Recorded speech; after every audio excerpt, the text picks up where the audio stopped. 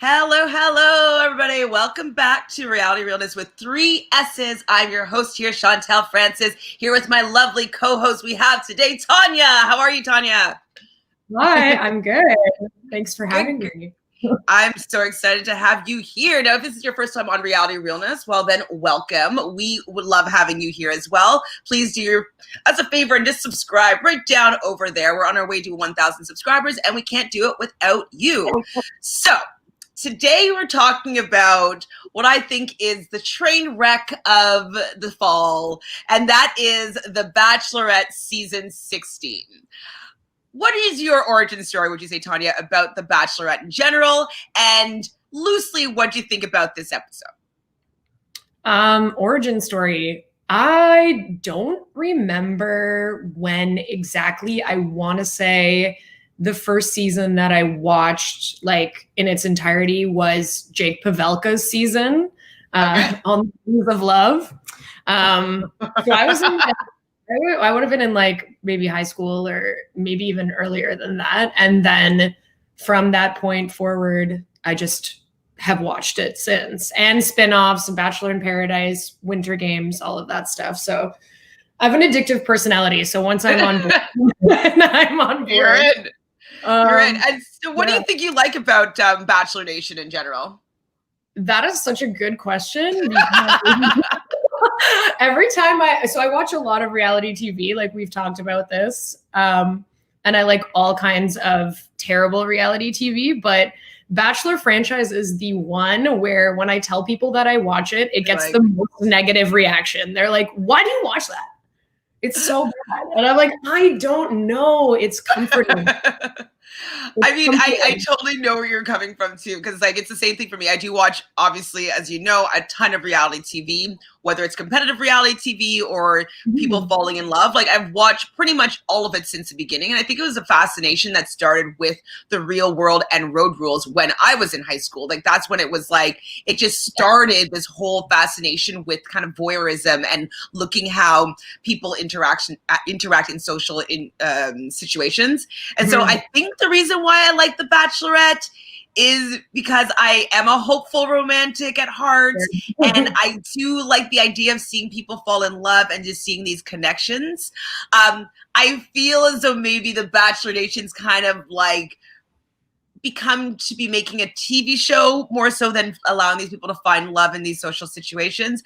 But because I've been watching since day one, I'm still hooked because I am part of Bachelor Nation. So that's why I think I still watch it. That's my excuse. And the evolution of the show is really interesting because there definitely was more of an emphasis on this like really being a thing to find love, and all of the stories that have come of that prior to, I want to say maybe like 5 years ago, where it definitely has taken a shift towards like influencers and social media and that engagement. But I find that really interesting because I feel like it's forced them to break the fourth wall a bit and has given us some really fascinating moments. If you're a fan of reality TV, to like kind of see behind the scenes, they kind of have to expose it now. And especially even in this season with everything with Clare, it's just like, I don't know, it's a different era of the show and definitely less about the actual love story. Yeah, exactly. Love story. Hi, Tayshia. How are you? Thanks for joining us on the live. So we're talking today about The Bachelorette episode 5. I'm assuming that you've seen episodes 1 to 4, which I basically concluded as being Clare's season of The Bachelorette. Do you want to give a little quick synopsis of what you thought of Clare's season so far? We'll get probably a little bit deeper into it later on, but what's your thoughts of the first 4 episodes? I wish Clare the best. I love her as a character in the franchise. She's brought us some great moments over time. I didn't realize until now that we've transitioned how glad I am that that chapter is done. Because I think it's cool, Clare, like breaking down the structure of The Bachelor, a definite switch up. It's a weird season to begin with COVID and everything. So like, cool.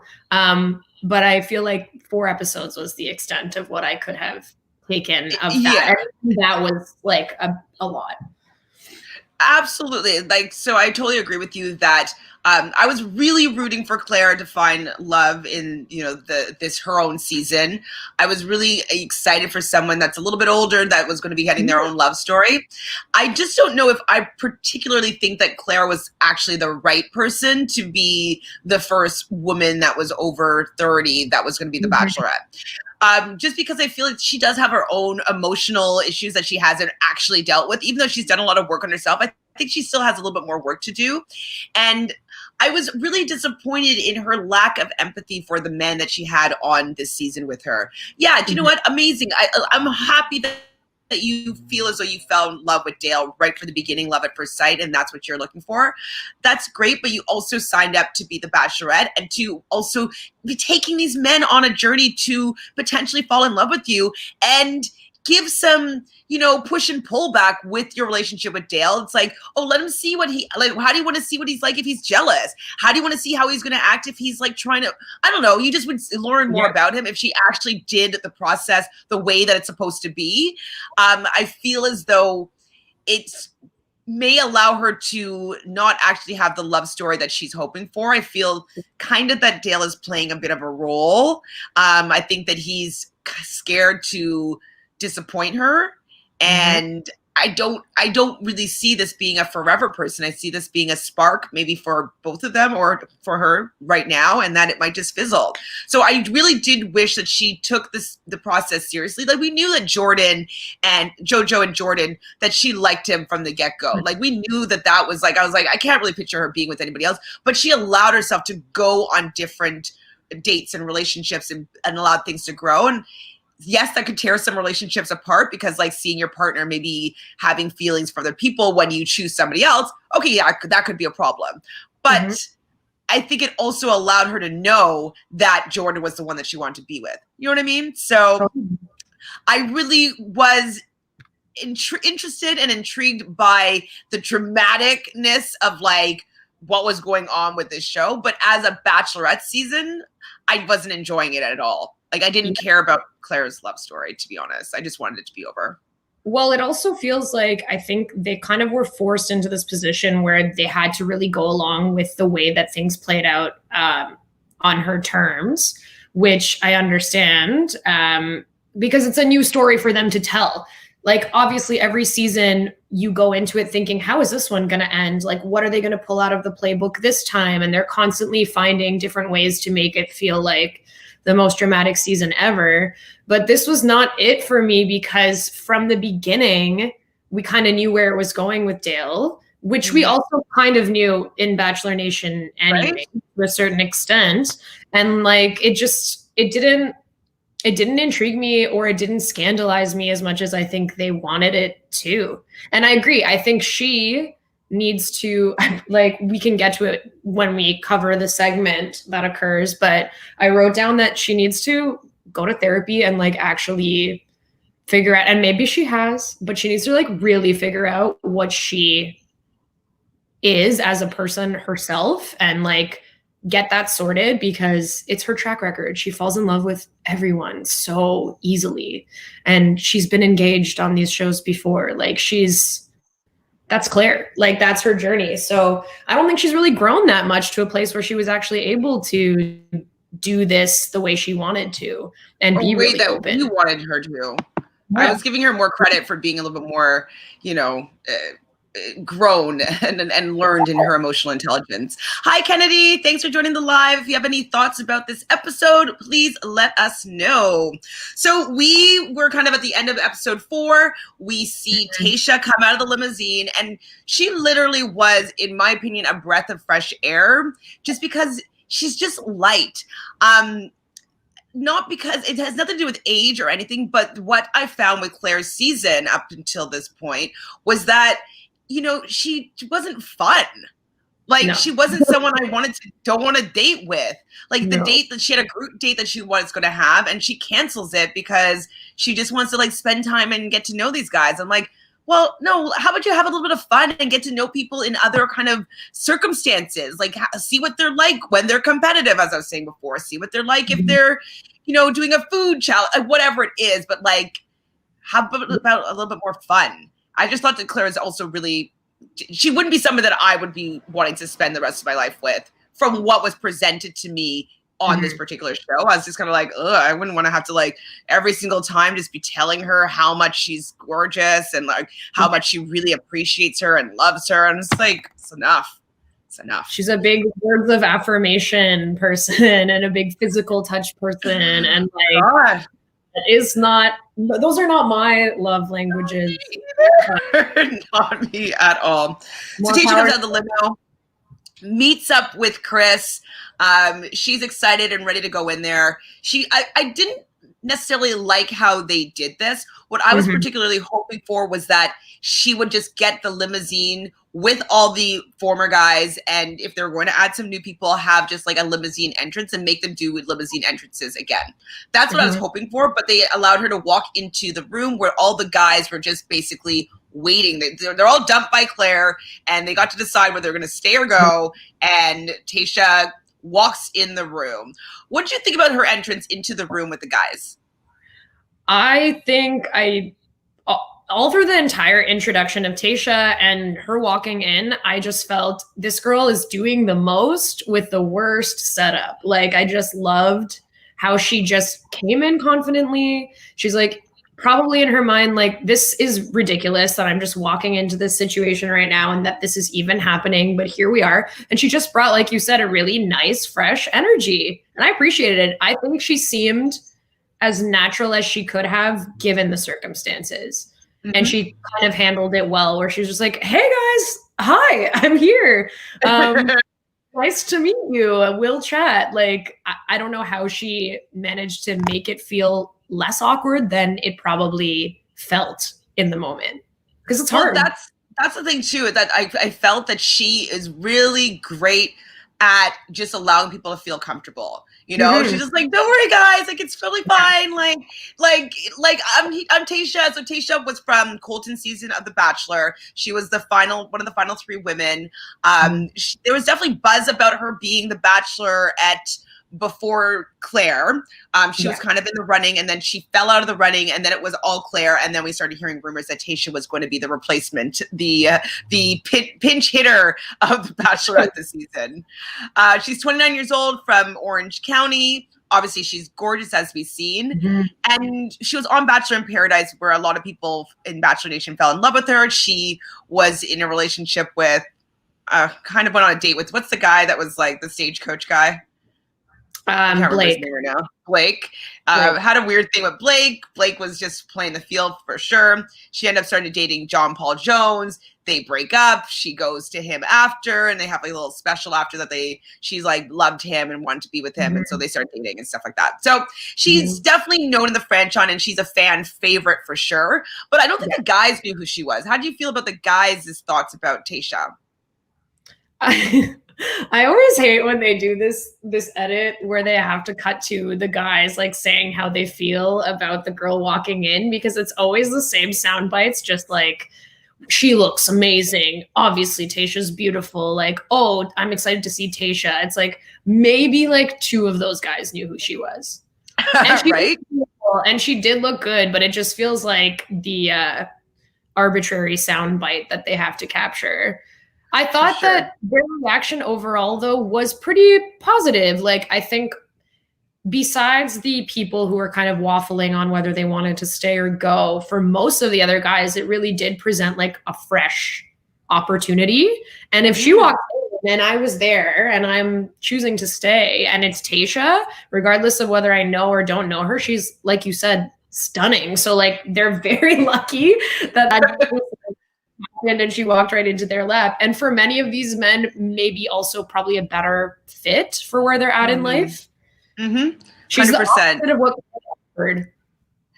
Yes, they did. So Kennedy says that the men jumped up to talk to her, unlike Clare. And yes, but like, even if though the guys didn't jump up to talk, like to pull her away for a one-on-one chat, like Tayshia wouldn't have scolded them for that. She'd be like, okay guys, like, does somebody want to talk? Like, let's go chat. Let's get to know each other. Like, she'd just make it light and easy and just be like, she'd go pull somebody. She wouldn't be like, I can't believe none of you guys just wanted to talk to me, and like make it some big weird ego thing. And so I think that they were probably a little bit trained by Clare, and so like they're probably scared to like make Tayshia not feel welcome. But I thought that they were all smiles, and they were all just like, they were ready to see somebody new. I think that they were affected and probably really hurt by how Clare treated them. She didn't treat them very well. She didn't treat them very well. And like, while I'm all for like women doing what they want to do and like claiming what they want to claim, like, again, happy for you, Clare, but it is unfair to them because their experience up until this point is such where like they're literally, I didn't even know who half these guys were until this episode because never got the opportunity. And then for a lot of them, I'm like, oh, maybe this guy actually is a little more layered than I realized. We will get into as well. And I'm like, this is great. People are emerging. I didn't particularly like a lot of the people that were being featured in the first 4 episodes in terms of even the guys that Clare had gone on dates with or had given roses to. So I was enjoying the change. I'm like, yes, let's switch it up. Let's bring some new faces in. That's what I want to see. And it felt like the actual premiere of the show. Absolutely. And like, you see Ivan. So Ivan, like, I think he's he's a cutie. Like, he's a chess player. And I definitely didn't see him and Clare being a good fit. But he was on the show. He was open and willing to, you know, be in a relationship potentially with Clare or get to know her at least. And he was never featured at all, but he was featured in this episode, was like, and he was just excited. Like, there was hope in all these people's eyes that like, oh my God, she's just like a breath of fresh air. Like, she's just so different than the energy that Clare was bringing into this with her tunnel vision on Dale.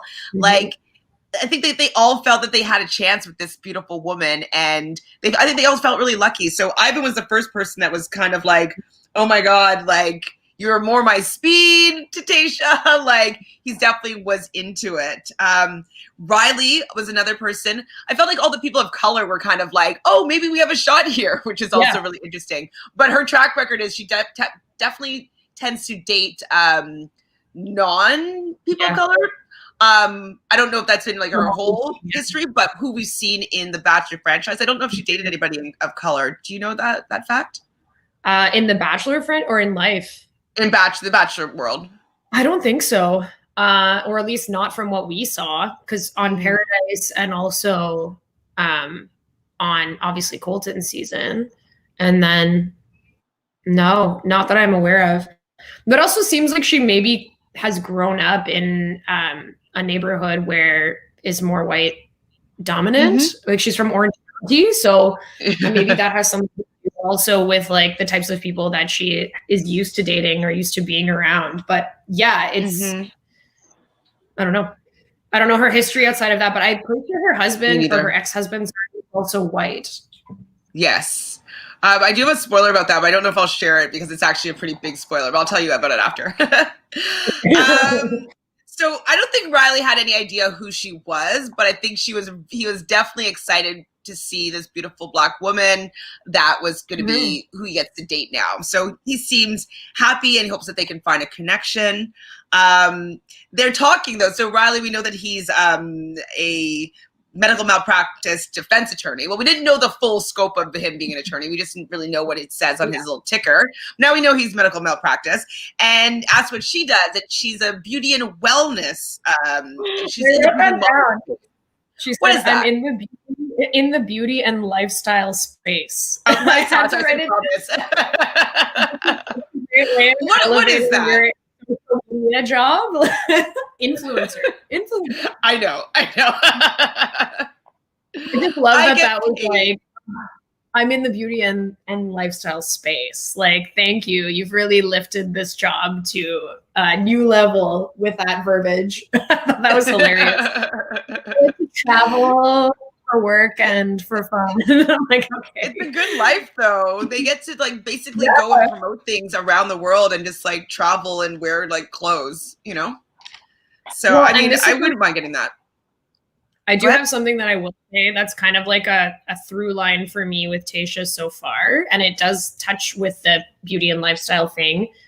I really am liking the energy that she's bringing. However, I feel like because of where she's at in her life, personally, I don't know if it's like looking for marriage or engagement actually like on the season. Like, I think she seems like she wants to date people, but she's like living her truth. Like, she's been on the show, she's got a following, she's making money, she's traveling, she's, you know, doing her thing. Like, I personally get the vibe that she maybe isn't like looking for her life partner, which I'm also okay with, but that's my vibe that I get from her. I don't think that she's not present, but I don't think that she's necessarily trying to looking for the proposal. Yeah. I can see that. Complete opposite of Clare. Yeah, I can see where you're coming from there as well. She doesn't seem to have this, like, I need to have this ring because it could be though, because she has been married before. We will talk probably more about that. So she may not be that enamored by the idea of marriage. It might not be something that's her driving force in this, and like looking for maybe a long-lasting partner might be more realistic for her. So I can see maybe that being a reason as to why she's not so, like, how you can picture that. But then it could also be that she's just not in that place in her life as well. I can see that too. I can see both. Exactly. But it could be either one, but I appreciate the realness either way. Like, you know, you are where you are at, and we kind of saw a forced proposal with Dale anyways. So I'd rather not see that and just have it be authentic in some way. So funny. So Jordan C, he's the cute black guy with the glasses. He was really excited that he made the decision to stay. Like, was he hung up on Clare, or did he just like hate how he was being treated? Like the people that are hung up on Clare, I'm just kind of like, why? She wasn't great to you guys.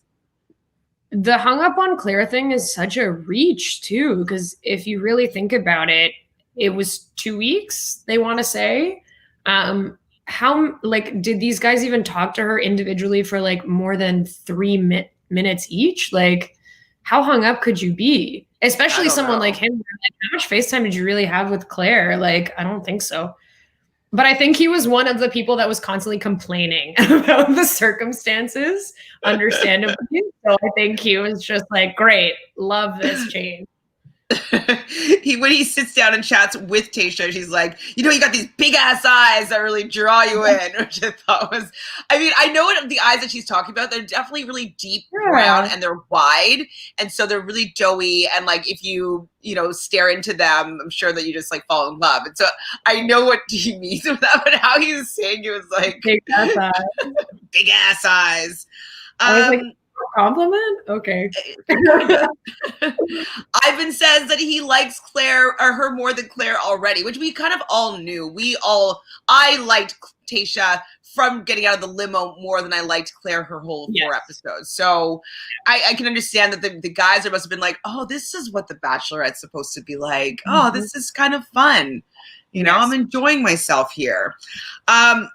So I thought this was weird. So Blake, we know that Blake Moynes from Canada, he had approached Clare before the season, talking about her mom. His friends influenced him to buy books about Alzheimer's and dementia, and then he shared a kiss with Clare and really felt that he was one of the front runners with the Clare season.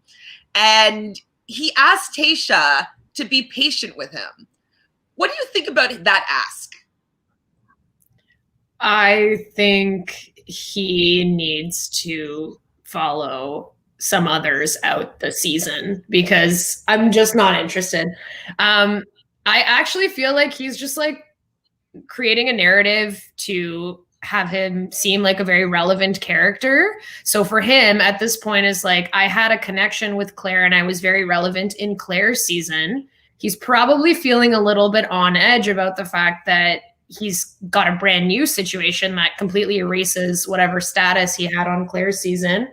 And he's trying to craft some kind of melodramatic story to stick around, because I don't think that Tayshia really gave a damn about him. And I'm glad, because he can miss me. Like, I'm not a fan of his. No offense to the wildlife workers of Hamilton. But yeah, he's not my guy. He's one of the people that I'm glad we're like moving away from, because it just felt very manufactured to me, everything he did. Absolutely. Like what I wrote down is like, nah, brah. Yeah. I'm like, nah. Like I don't want him to be part of the season. I don't want her to be investing time in him. Like, nah. Move on. Like, she ain't for you.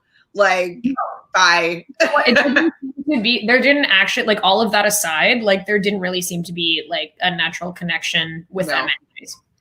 Exactly. And I think that he was just wanted, like, to be like, okay, how am I going to get her to keep me around without me having a real connection with her? Like, I totally agree with you that he's just looking for camera time. And he was one of the front ones at the bigger storylines in Clare's 4 episodes. And so he probably wants to stick around because maybe he wants to be a wildlife influencer. Like, who knows, right? Exactly. Actually, what I thought was that he wants to be the Bachelor. Yeah. Down the road.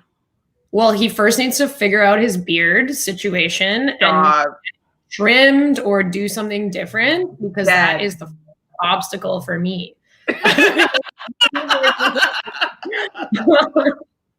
Like, I mean, I already don't really like beards. Like kissing someone with a beard, it's so gross. In my opinion, it's just like I don't like moist hair in my mouth. Like, it's just also very pointy. Like, he looks like a cartoon villain. Like, I don't know. It's not my thing. Not my thing. So Jason's talking with the group about Clare and his feelings about Clare, and he doesn't know if he's ready for, moving on with Tayshia or whatnot. What do you think about Jason not being able to get over Clare? So I think he needs to talk to someone, because the fact that he had one conversation with somebody where he felt like he opened up, which is nice. Like, I'm glad, like, if you're feeling like you can be vulnerable, that's great. Like, let's normalize male sensitivity, sure. But like, you had one conversation with this girl where you talked about how you're feeling, what you've gone through, and you think you're in love with her. My guy, like, you really need to unpack that for yourself, because you're not, like, and nor was she in love with you, like, at all. It's a great step for you to start to keep doing some work on yourself, because he's got obviously some stuff, but I think he's really convinced himself that he loved her, and that's so absurd to me. Like, absolutely. And I remember thinking that it was very dangerous of her to be taking him on this date with her not being a licensed practitioner or somebody that deals with the space of unpacking people's deep, dark wounds. Yeah. Like, I think that maybe if they were on a date where they went to see a counselor or a therapist and it came out with somebody being a monitor or moderator, but like the fact that she's just like, okay, tell me all your deep, dark secrets, and then bye, I'm going to go leave with Dale. Like, she knew she was leaving with Dale in the beginning. And so the fact that she made him go to that place without being willing to take care of him after, not necessarily in a relationship, but like, he still needs help through this. I thought it was very, very dangerous territory for her to be putting him in. And I didn't think that it was very kind, considerate, empathetic, compassionate, none of that. And so I was very upset with that particular date, especially because I deal with like life coaching and stuff like that. And sometimes if people come to me with something, I'm like, I don't think that I'm qualified to be able to give you advice in this sort of way, because it's out of my ability or my training levels, my qualifications. She wasn't qualified to be able to deal with what she was asking from Jason. And it's not good TV in my opinion. So I think I want to kind of slap the Bachelor on their hand for making that be a date, because I don't think it was a safe zone for Jason. No, and I mean, obviously it's going to have some detriment to him, because we've all been in, I don't know if we've all been, but like I've certainly been in situations before where I've been vulnerable and it wasn't a safe space to do so. So then if somebody, isn't there for you after in the same way that this occurred, it makes you think, oh, every time I share something, this person's just going to leave, or this person's not going to be there for me, or I shouldn't have said that because it pushed somebody away. And that's not the case. He should definitely get in touch with that. But like you said, it was not a safe space for him to reveal. Obviously, it's The Bachelor, so it's very exploitive of people's mental health. But and she was still pretending to care about the other guys at that point, because he was one of the, I think he was the first date or one of the early first dates. one-on-one, yeah. Only one-on-one, I think. I get it. I do think he like needs to chill again, in the fact that he obviously doesn't love her, but yeah, it was, I don't know. Not good. So Kennedy agrees with that. So Blake is mad that he's not the front runner anymore. Absolutely, Kennedy. And he's trying to figure out a way to be the front runner again, 100%. And he's not cute enough, in my opinion, for Tayshia to be sucked into that. Clare, a few compliments and like flattery gets you everywhere, Clare. I don't think it works on Tayshia in the same way. So he's going to try to have to get a new tactic and read maybe a new book just to figure out like how to get into Tayshia's good graces. So what am I saying? She's giving everyone, I don't remember what I said here. So she talks to Brendan and he's like, I'm the weirdo in the turtleneck, but I definitely saw a connection between them. There was a little bit of a nervous energy with him, but like, it was like kind of hesitant, but like willing to go there. But like, there's just something boyish or like young love story between how they were interacting for their first time. What do you think about their little first meeting? I loved it. I thought they had a really good connection. I feel like she brought him out of his shell a little bit.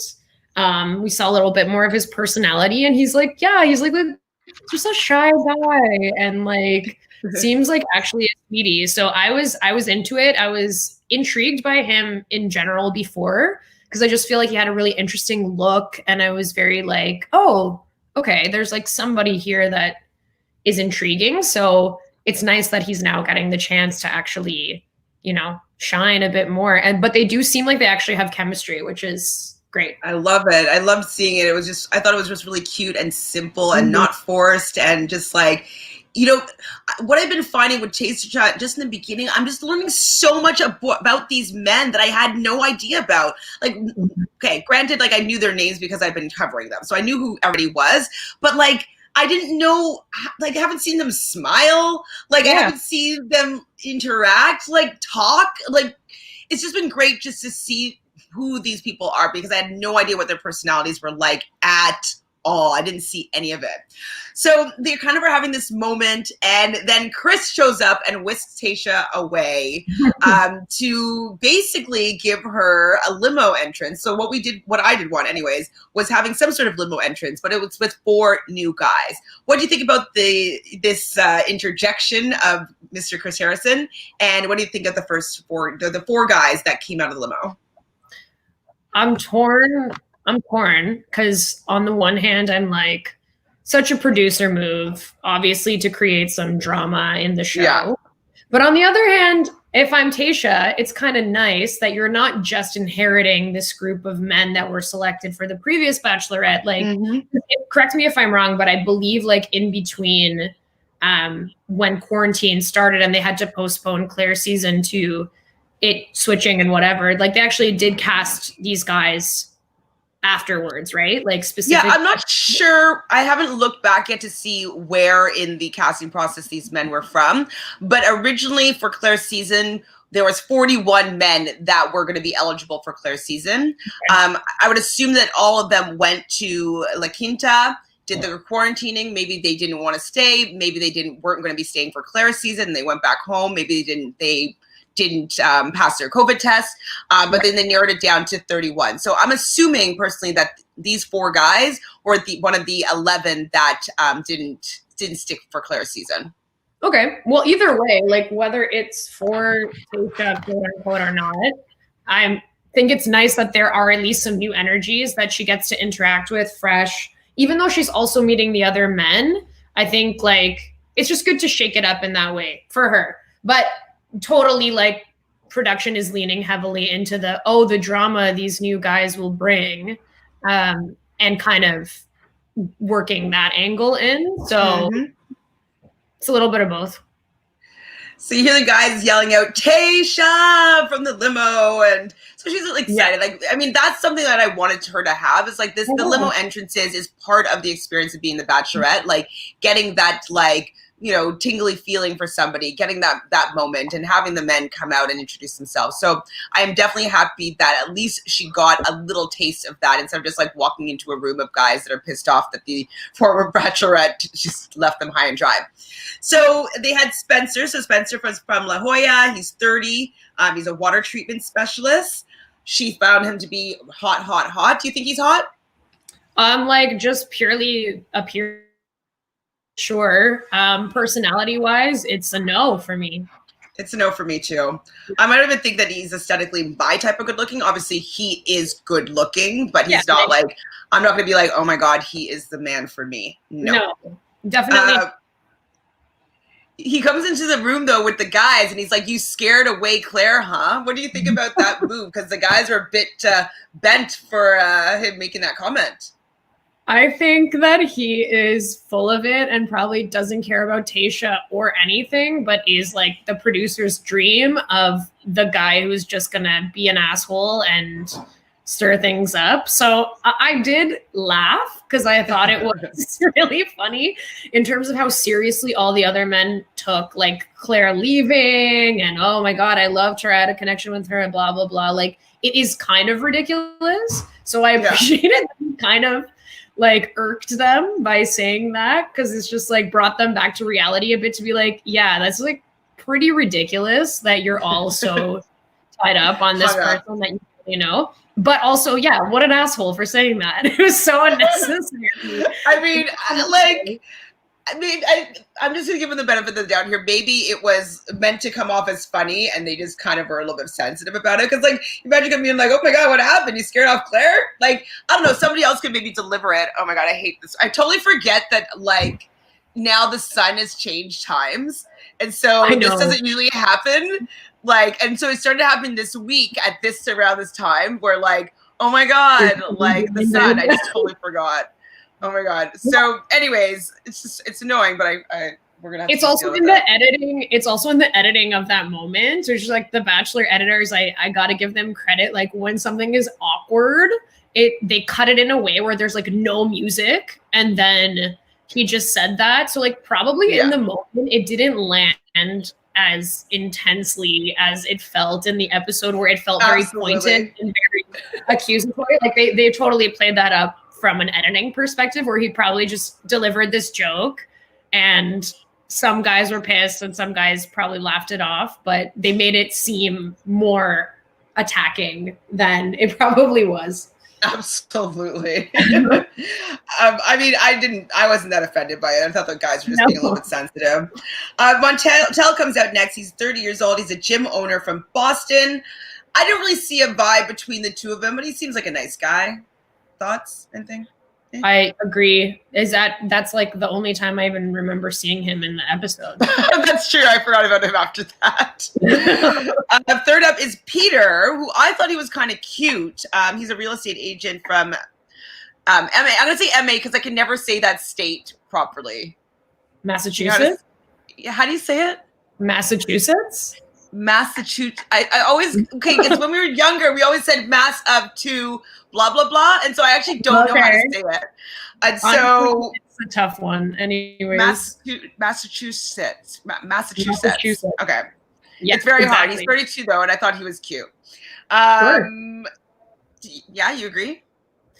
Yeah, it's fine. Again, he's like, I don't know if I saw him again. Right. That's true. A lot of the time on Spencer. Yes. Lots of time on Spencer. And then lastly is Noah. So he's 25 years old. He's a travel nurse.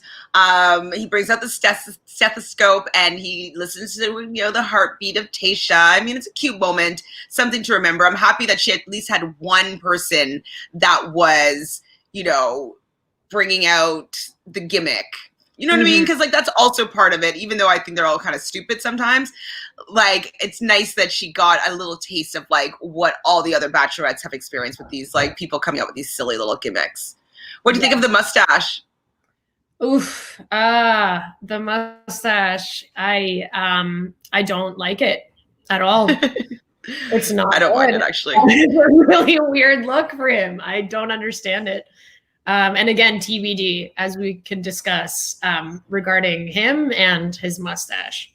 Yay! So, Tayshia comes in with the, like, since the new guys are here now, and she kind of gives another cheers, probably. Everybody wants to speak to Tayshia first. So they're all just, like, ready to go speak to Tayshia. Jumped up. But Spencer kind of swoops in and takes her away first. What do you think about that move?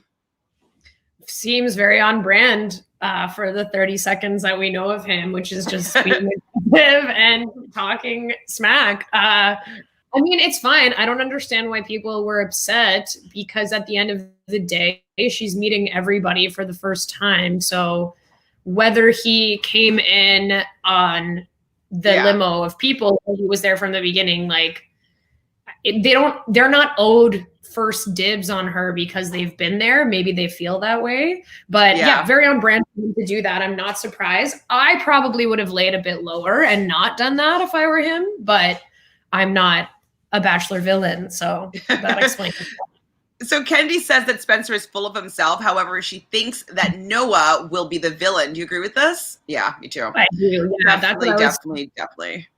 That's what I was getting at in the scenes from later on. Definitely seems like Noah's gonna come through as the real villain of this group. So we shall see. Yes, we shall. So Chris brings in the first impression rose. You know that it likes to cause a little drama with people getting like a little bit nervous about, getting enough time with her and whatnot. Zach and Tayshia go on a date as well. And they do something cute, which I thought was cute anyways, was they sit by the little fountain and he gives her a quarter or whatever, and they make a wish and they throw it into the fountain. Have you made a wish before with somebody and has it come true? Have I made a wish before? We do. Like in those kind of circumstances. I've actually never done like a coin throw, though I've wanted to, but I always do like at 11:11 make a wish. If I catch 11:11, my friend group and I will always be like, if we're around each other and 11:11 hits, we'll just be like 11:11, and we just like hold the phone up, and then everyone has like their moment of making the wish. But that's probably Did you do that yesterday, being November 11th? I didn't catch it. That's the thing. Like you have to catch the 11:11 direct, I feel. So that is actually sorry. That's actually angel numbers.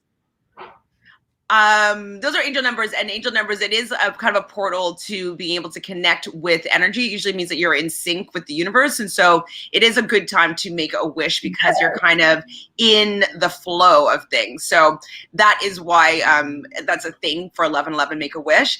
I have done that before. When I was in Italy a couple years ago, I did make a wish and threw a coin into the Trevi? Yes, the Trevi Fountain. I did that. I have a boomerang of me throwing a coin into the Trevi Fountain. So maybe I'll share that another time. Yeah. It's so funny. And when I went to Italy, I wanted to do that, but it was like scaffolded because they were restoring parts of it. So you actually couldn't even go to the Trevi at the time that I went there, which would have been like probably like 4 or 5 years ago now. So I didn't get a chance, but I definitely would have if I could have.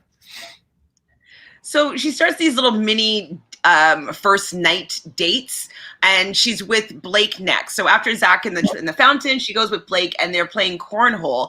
And I didn't remember this, but she said that she played cornhole with her on the first night with Colton. Do you remember that?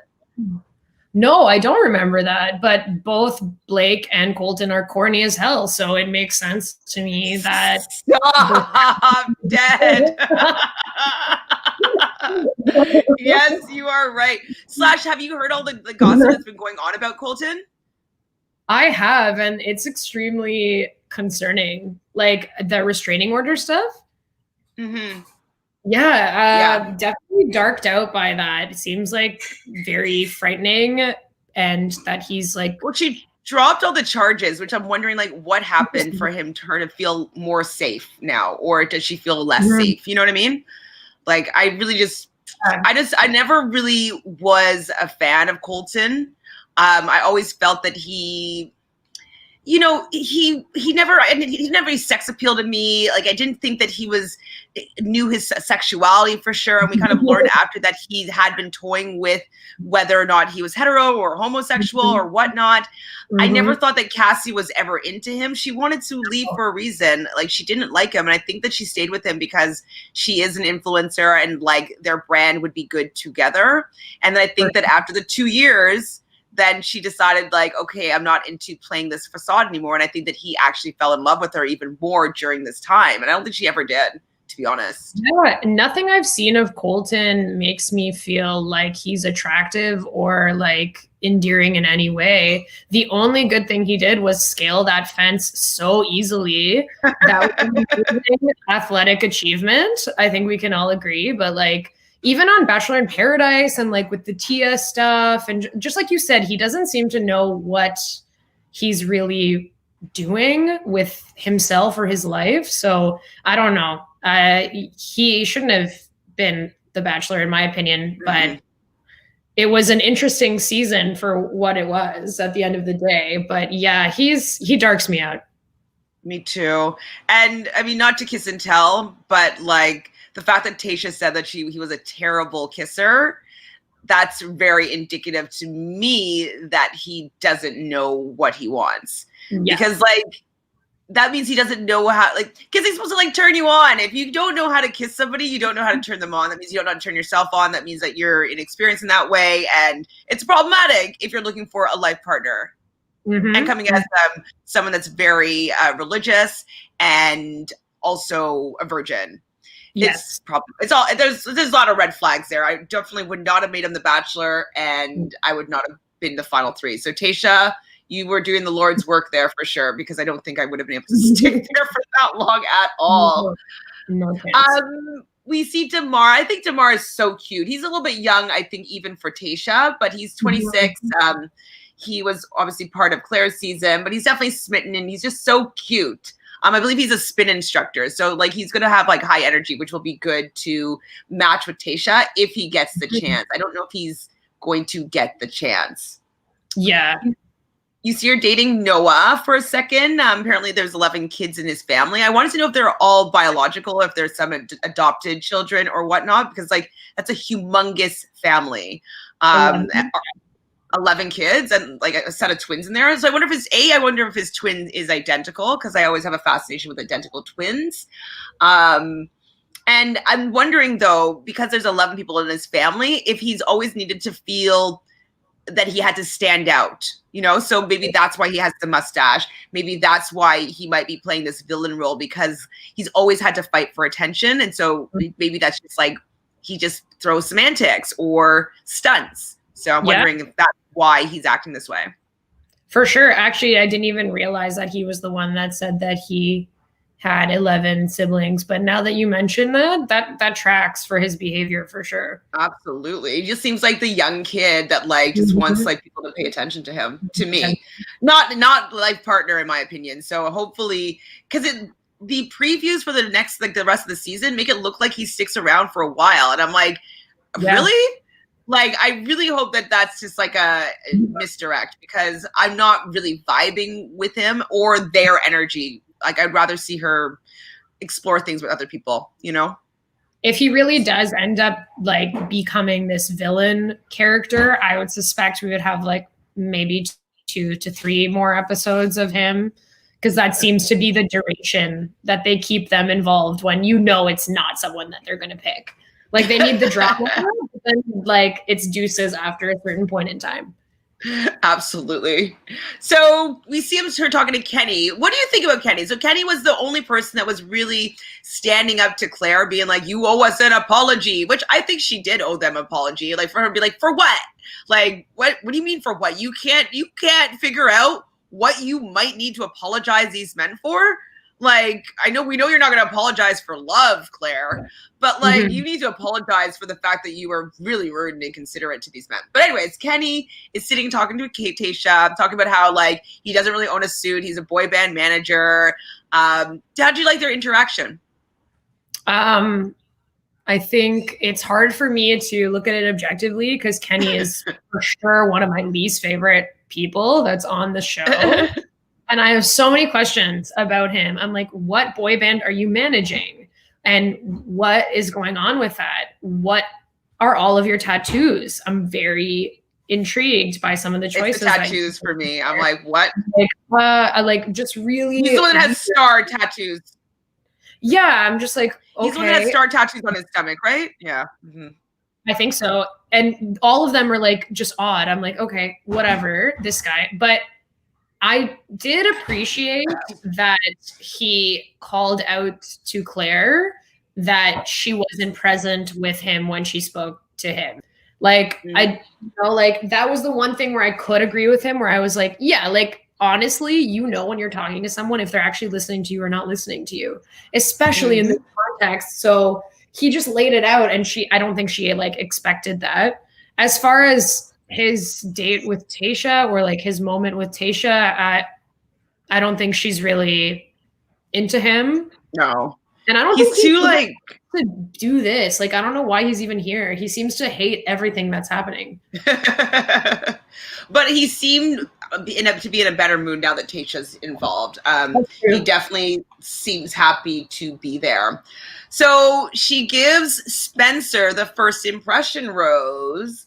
Obviously, this is just the drama rose right now. I don't think so. It has been for most of the women, like most of the bachelorettes, that the first impression rose that they give end up being the person that is at the end of their love story. So, do you think that this tradition, or what's the word I want?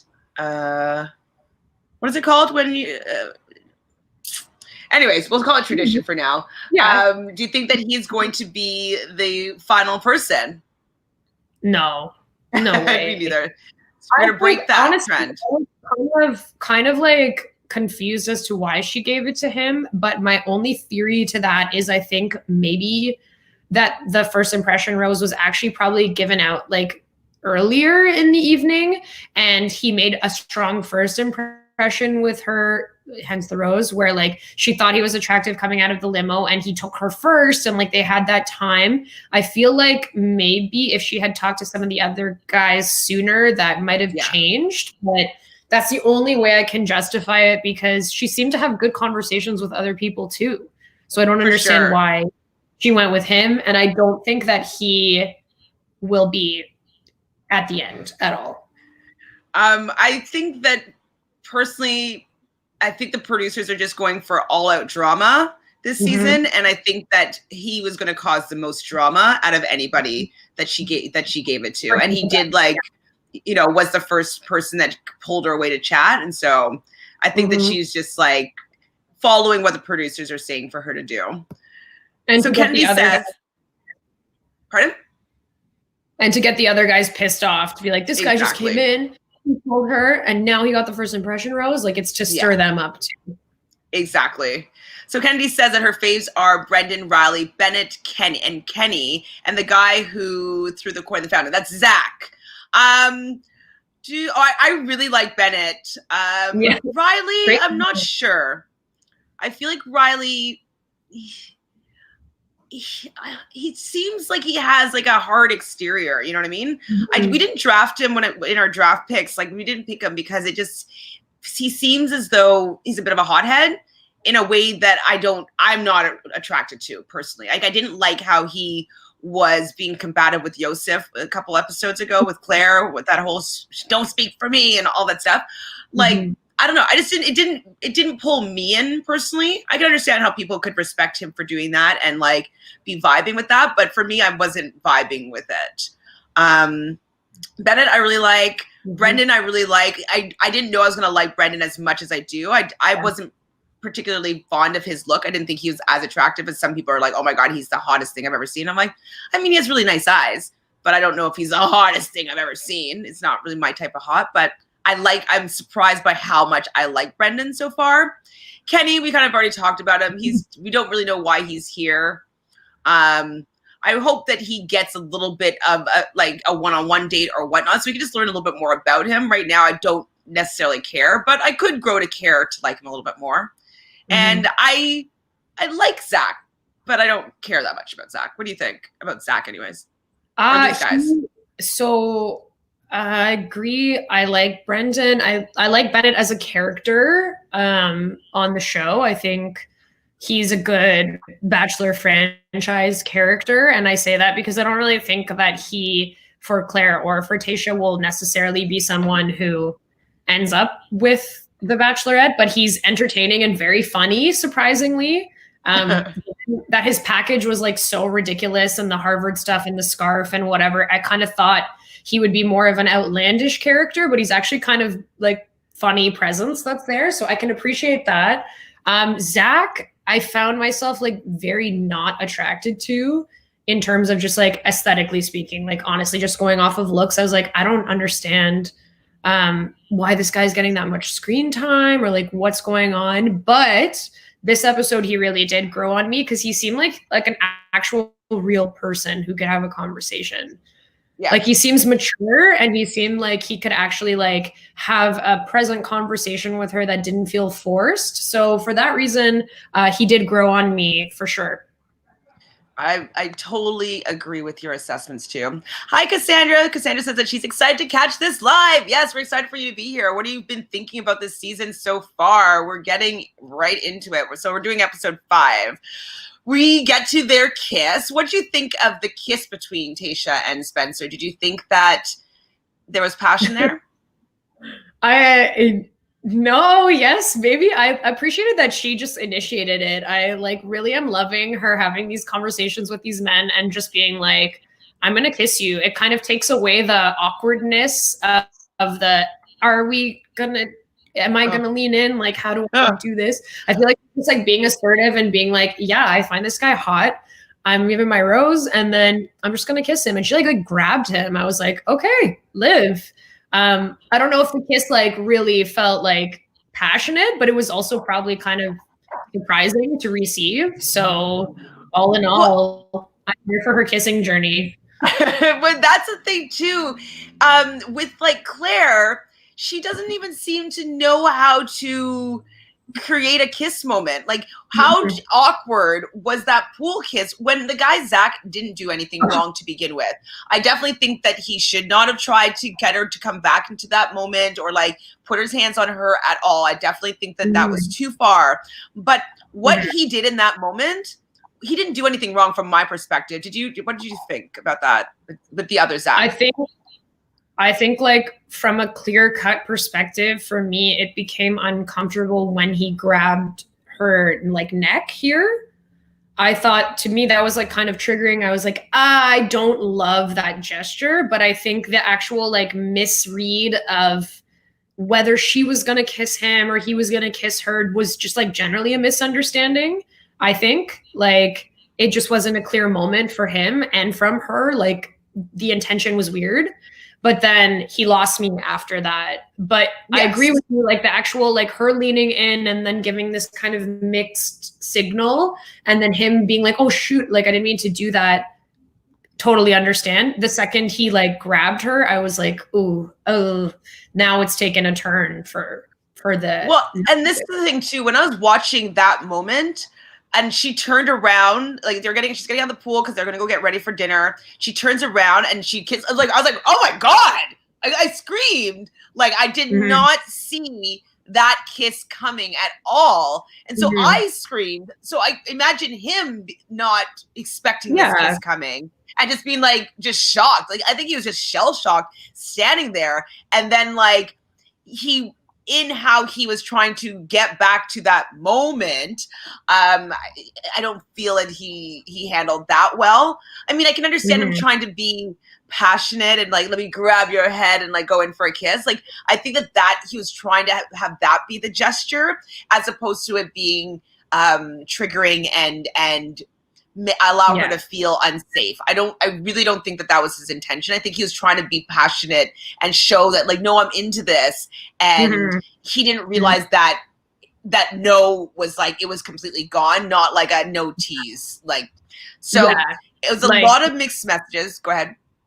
Well, it just like the moment dropped, then it was weird. Then she pulled away. I think like, then the impulse to be physical is difficult for me to reconcile, because it's like, I do get that he was probably just trying to be like, no, this is like really what I want to do. But it's like, my guy, no, this is now not the time to go for grabbing someone, even if your intention wasn't to do anything harmful. I don't think he was trying to like physically do anything like crazy, but like, it's just not, he didn't read that well at all. And I appreciated that they kind of had no tolerance about it afterwards, where she was just like, I don't feel safe around this person. Like, you know, I think I do wish, though, in that particular circumstance, that she did just maybe explain a little bit as to, because like, he didn't really know what he did wrong. And I understand that it's triggering. So for me to be having judgment on that, like, you know, I don't know how she processed whatever she's experienced before. So I can respect that she made the right decision for herself in that moment. I just wish for him, his growth, that she maybe explained to him, like, listen, like, you know, the moment was gone. Like, I didn't want to be interacting with you anymore because you made me feel unsafe, and these are the reasons why. And I know that would have been very difficult for her to do, but she always talks about open communication and showing, you know, emotional growth and depth. And so I felt as though that was a really good teaching moment that would have showed me her maturity. And so, not to say that she was immature for not doing that, I did want to see her handle that situation in a different way, just to help this person learn and grow, because she had been giving him mixed signals pretty much the entire time. All the guys mixed signals. Like, why is she going on dates with them when she's not interested in them at all? And so I feel bad for him in the sense that she was just a ball of mixed messages, but I wish that she was clear as to why she didn't want to continue the journey with him anymore. I wish that happened. She had already kind of gone into that date being like, I wish I was hanging out with Dale. I wish I could spend time with this person who's on my mind. Like, sometimes when people don't want to be doing something, they find ways to self-sabotage as well. And I think like her not being present and that weird energy that occurred in that date, like, yes, the way it happened sucks for everybody involved, because who knows what experiences people have gone through where that could have really hit very negatively for them. But at the same time, like, I think she probably would have let him go if they had even gone to the dinner anyways. And that could have potentially been more civilized if the physicality hadn't happened at all. Yeah. Like, but you know, she wasn't into it. Period. Absolutely. And I do agree that she created, probably unknowingly or subconsciously, a moment for her not to have to go on that date with him. Like, I think that she subconsciously stirred that up and made something awkward, and it became this thing.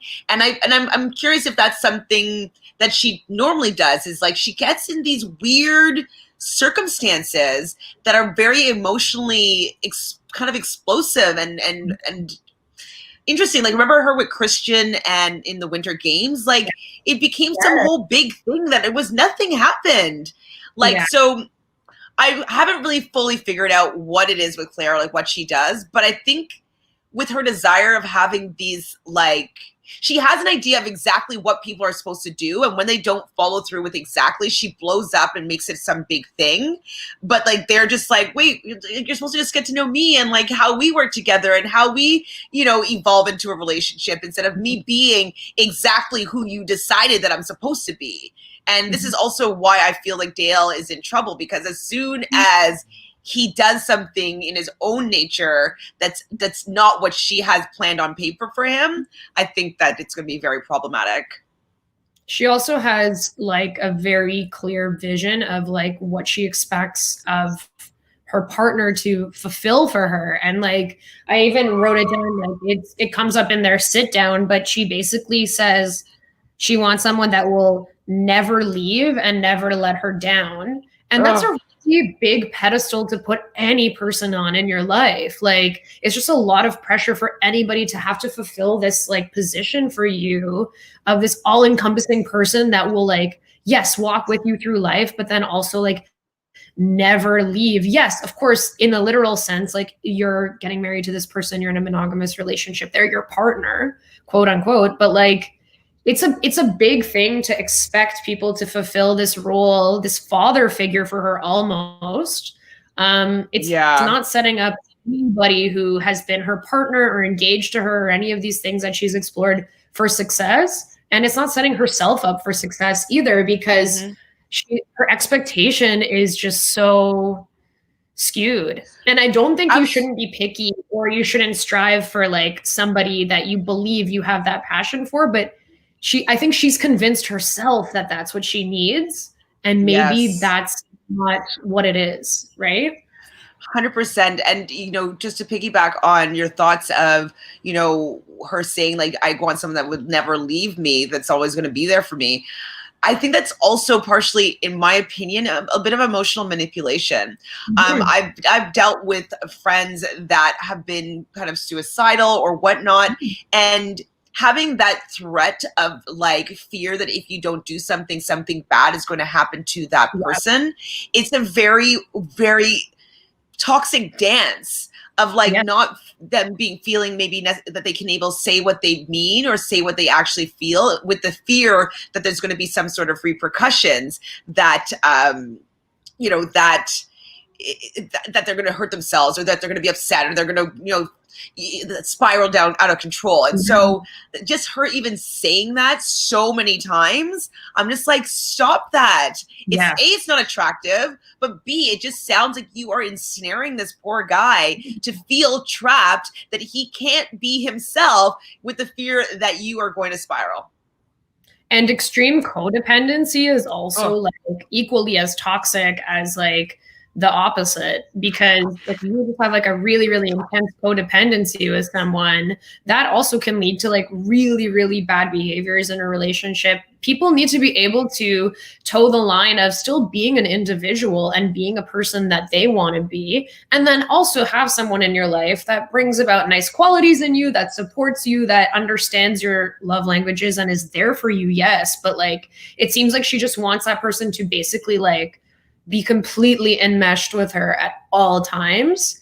And that's like really tough position to put anybody in. Like it's unrealistic. And it's kind of like people have to fit her in her mind what she thinks is the perfect partner. And that is completely negating everybody being an individual and coming together and creating a union.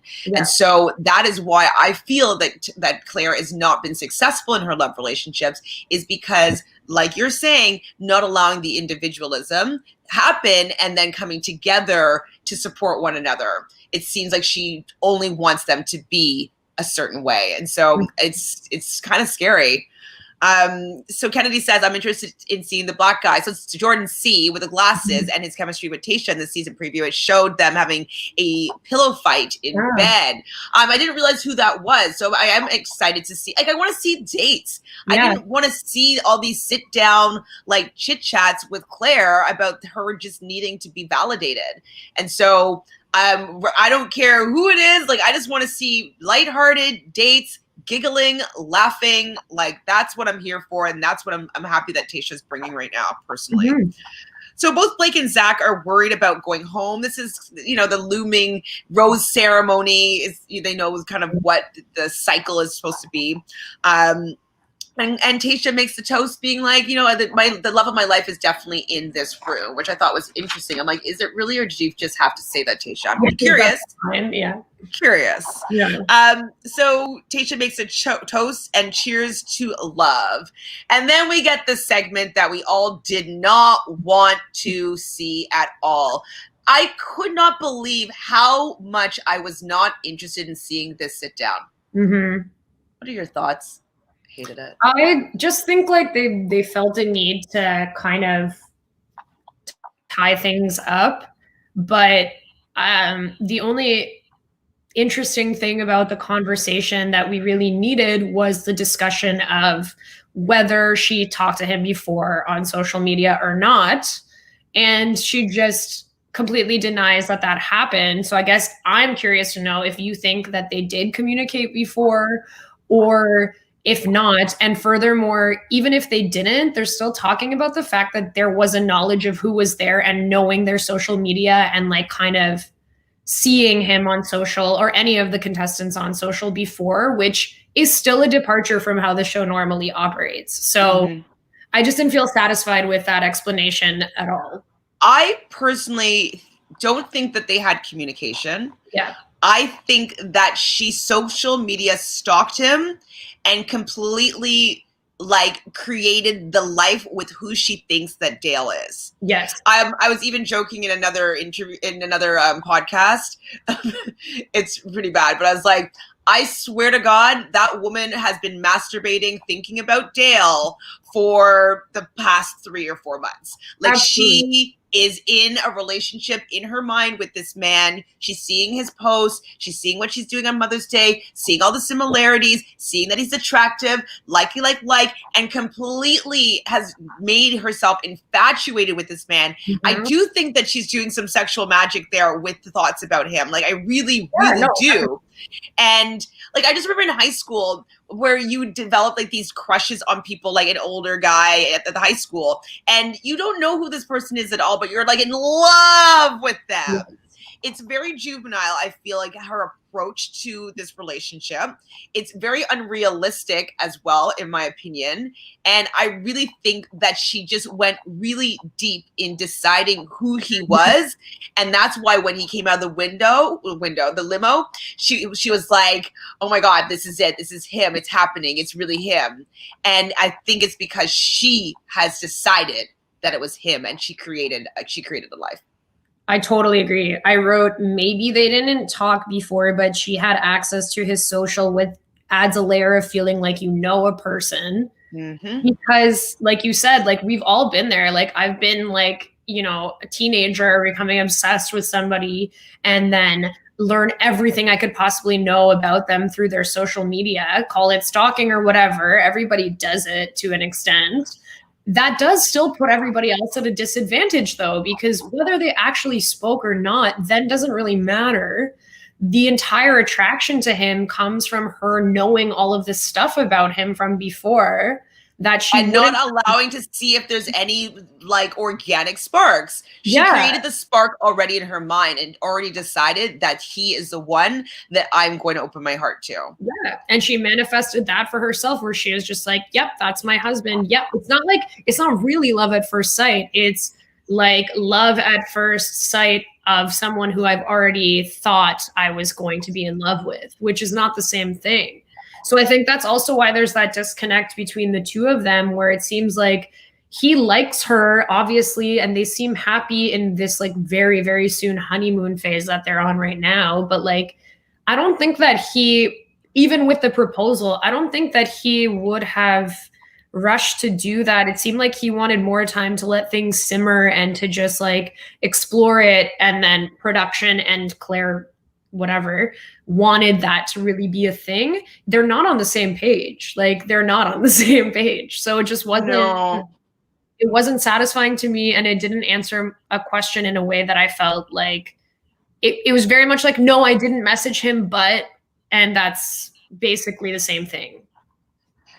Yeah, like I mean, he definitely had an advantage because she already decided that he was the one that she was going to pick from before they even met. And so the other guys weren't, she didn't social media stalk them. She was only tunnel vision from before Dale even got onto the show that it was going to be Dale. Like, what if Dale decided that he didn't want to be part of the Bachelorette? Like, she would have been screwed. She would have had to actually get to know these men. She would have actually had to go on the journey. You know what I mean?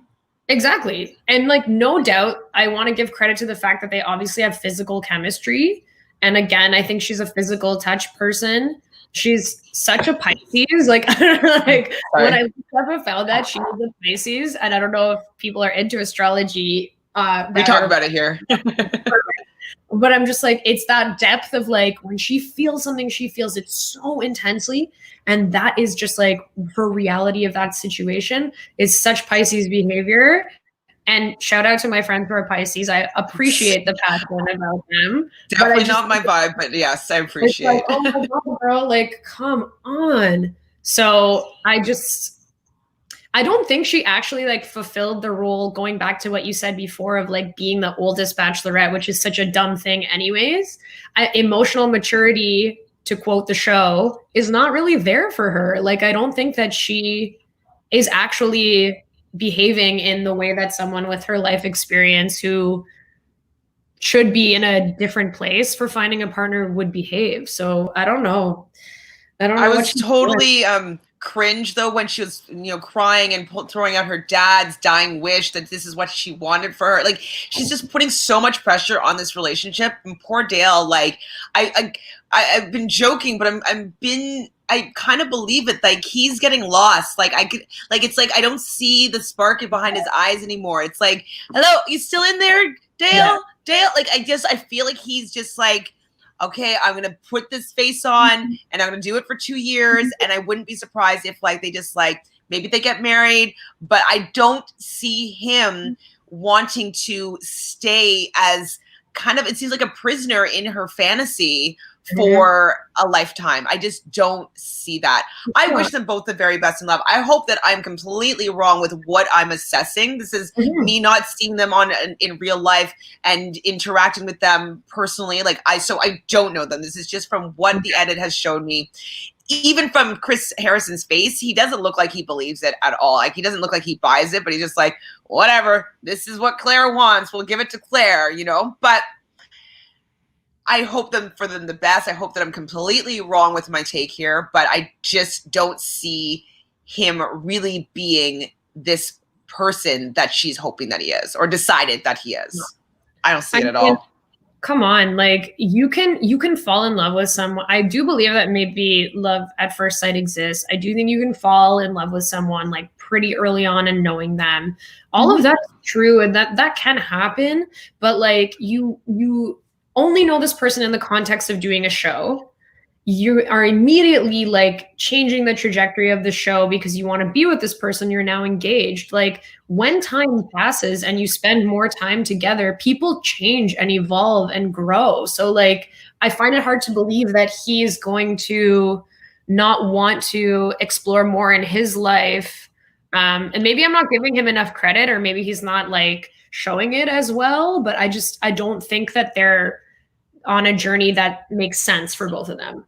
Okay, I have a question, or like a scenario to pose to you. So would the gesture of Clare's father be as romantic if he had known who she was on social media for a few months before they first met, and then he hitchhiked and decided to propose to her?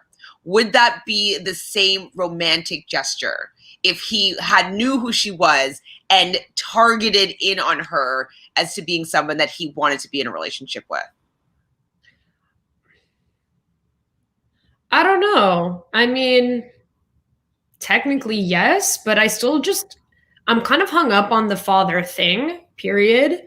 First of all, the dual hitchhiking story, origin story. I don't know what that was. Like, but I also think like I don't really understand.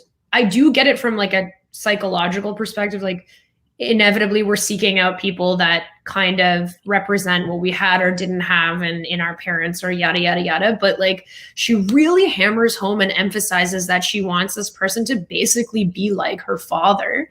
And it's great that she has such a positive experience with her father and like a good relationship with him and whatever. But it's weird to me to put such an emphasis on that factor.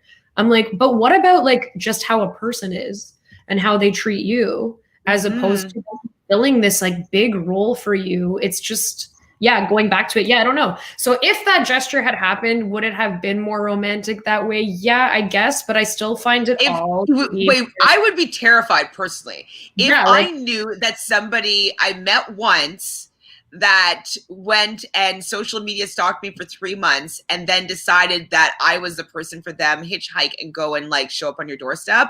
I'd be yeah, like, let's call the police because like this is not sane interaction. yeah, So I'm not saying that Claire is insane, but I'm just saying that if we looked at that gesture from a man doing it to a woman, having all this pre knowledge of like who they are, what they do, what they look like, what they wear, we would not be as open to this being such a romantic gesture because they've created some fictional person in their mind, and now you have to go and be their wife. Like, you don't even know me. You don't even know me.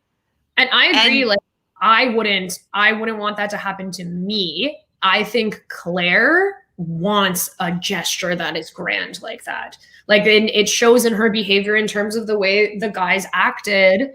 Anyone who broke the rules or went rogue or did something to like really show them how much she cared, show her how much they cared about her, she like was gold drawn stars. to that. So I think for her, it would be like the most romantic thing that could ever happen. For me, I would be like, how you said, like, are you stalking me? Like, this is so bizarre. It's just, I don't, like, when I meet somebody that, like, I think it was a dating coach or something said, like, do not start looking at them on social media if you just meet somebody, because it's actually going to skew the authenticity of the relationship. And so she's like, I don't think it's best for you to be Facebook friends or Instagram following like until at least 6 months into the relationship, because she says that it gives a completely skewed version of that person and it takes away from you actually getting to know the real version of them or the real person that they are. And so I think that she should have taken that advice, because she doesn't know Dale at all. No, she doesn't at all. So Kennedy said it was so cringe. It was so cringe. Babies, and skipped over the topic. Claire seems so desperate. It is sad. It is sad. I know that what she wants. She wants to be loved. She wants the grand gesture. She wants to feel safe. She wants to, feel comforted. I understand having that being the desire, but the desperation that she has to be, that she can't. It doesn't seem that she can hold that space for herself. She needs somebody else to take care of her. That's where I think it's problematic. Her finding these love journeys is that she needs them to fill something that she doesn't have within herself, and nobody actually can do that. She's the only person that could make herself feel loved and honored and appreciated and free and respected. Like, all those things she needs to give to herself. And so the amount that she needs it from someone else, to me, dictates that's amount that she doesn't have within herself. And so Dale has some big shoes to fill, because she has some deep like sorrow or holes in herself that like she wants him to fulfill, and I don't think that he can do it, because she can't do it for herself. No. Exactly. Anything else about that segment other than cringe? And like the one thing I just have to say is, like, when she's talking about having anxiety and she's pacing around the pool and he goes out and holds her hand, I was like, that's what you want, is somebody that's going to quell your anxiety. Like, I want someone that like inspires me, someone that when I look at them, like, I'm ready to take on the world, like somebody that like it makes me laugh and like has, you know what I mean? Like, that's what I'm going to be saying about qualities. I'm not going to be like, whenever I'm upset, he's there for me. Like, hopefully you're not upset ever. And like, I mean, if you are, yes, it's great that they're there, they'll be able to support you. But the fact that this was already part of the storyline of their romantic journey is that he was able to hold her hand when she was having a panic attack. Like, it's just, I don't know. It's just not balanced for me. That's a highlight. Like, sure, of course, your partner should be able to like be there for you when you're going through a panic attack or an anxiety attack or anything like that. Yes. But she's like, this is like a key moment of our relationship, is he held my hand as we walked around the pool. Like, probably like there's some other things that are also good that have occurred. Like, that's not, it seems like their relationship is basically founded in like sex and just drama, grand like gestures, drama of like whatever she's experiencing in her life, the trauma that she's working through. And that's a very volatile existence, I think. It's not a good foundation. Not a good foundation. So Kennedy says the Bachelor franchise spends less time than Big Brother showmances do. At least on Big Brother, they spend 24 hours 7 with each other, stuck in the house. 100%. And like, that's why they have so much longevity, these Big Brother relationships, is because they, as much as, you know, we're annoyed when casting just puts people in the house because they want them to get into relationships.